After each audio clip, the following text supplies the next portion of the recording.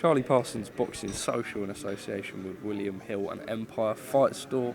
Always a pleasure, my good friend from Saudi Arabia, from LA, and now we're in London. Zizo Almaayouf, how are you, bro? All good. How are you, Charlie? It's always good speaking to you. Always good speaking to you. I'm good, my friend. Quick turnaround. You were on the Jake Paul, Tommy Fury undercard. You now find yourself fighting on the Anthony Joshua undercard. What a crazy couple of months. Yeah, I mean, 3 weeks since I last fought, and now we're back again, and in London at the O2 on a Anthony Joshua undercard. I mean, just saying it, this is for me stuff of dreams. No one has ever dreamt this far back home, and I'm living the dreams of so many, and more than just myself, and that's the beautiful thing about it. What a crazy life you live. And I keep saying this to you, but I remember interviewing you before your initial fight on the Anthony Joshua Usyk 2 undercard was announced. Your opponent failed a drugs test for marijuana. You were just about to fight. Since then, your life has just been incredible. I remember you said to me, this is all God's plan. You truly believe that? Yeah, I mean, I truly believe that God rewards you for how you react when you are tested, and not how you react when everything is going well.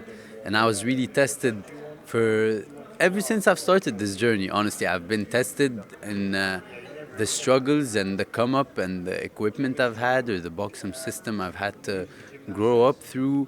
If it's the IQ, if it's the coaches, if it's that no one's ever made it before, all of these have been tests, and how I've reacted during these tests, especially one where my opponent fails his drug test minutes before walking out, actually went out and declared it himself to the commission before walking out, minutes, fight outfit on and everything. That was the ultimate test, but not only in how I'd react from not getting a fight, but how I'd react to my opponent.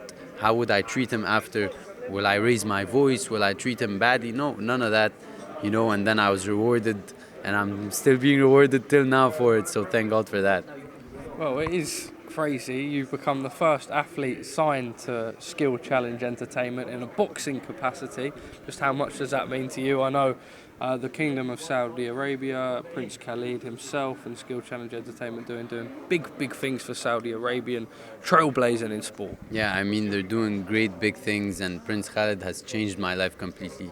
It's great to be part of Skill Challenge Promotions. It's just promotions that's really bringing back that old era of boxing where they're not tied to a TV entity.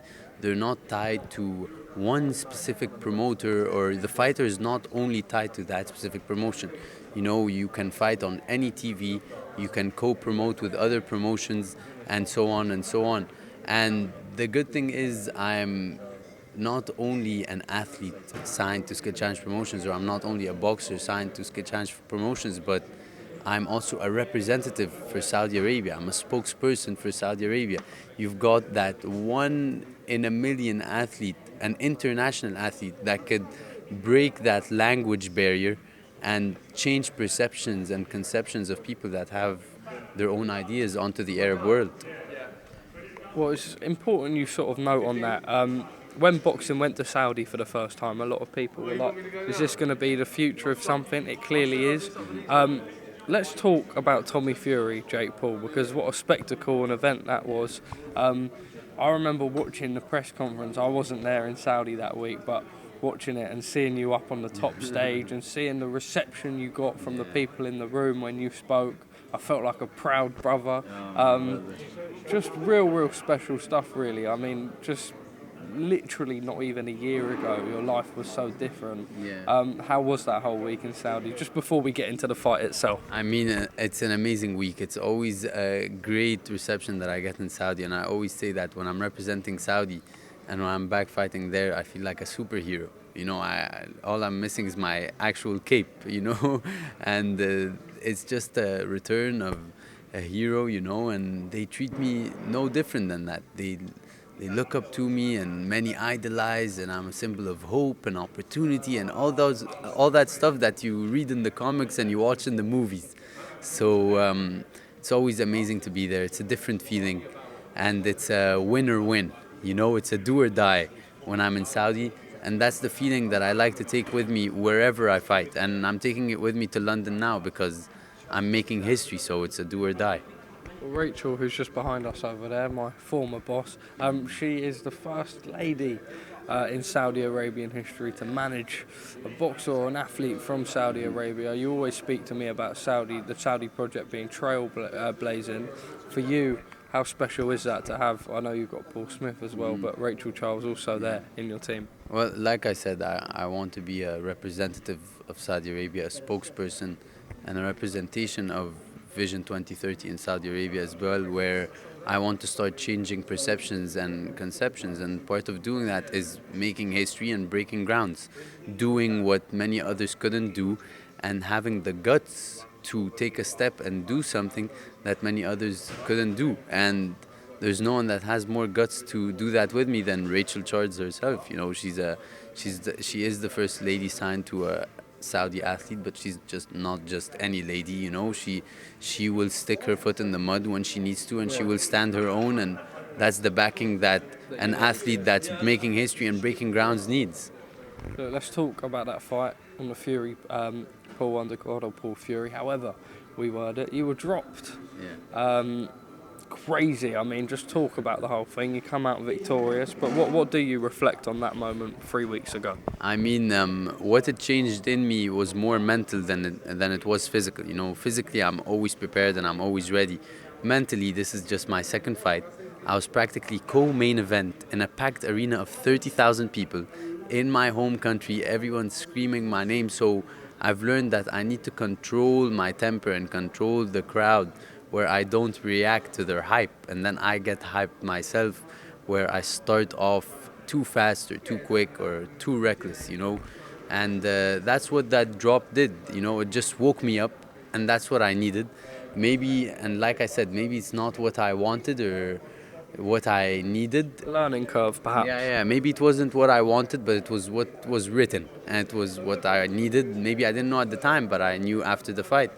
And the most important thing is how I came back from it. You know, to everyone else, these moments passed in seconds. You know, where I got dropped, I got up, and all that. But to me, they passed in hours. I thought about everything. Nobody knows where I was taken to mentally when I was dropped during that 4-round fight, where you have to win 3 rounds now convincingly in front of the judges, because if you even draw 1 round, you lose. No one knows what I was taken to mentally in front of the thousands of people in my home country and the millions watching around the world. But that's one thing, but being in my country is another.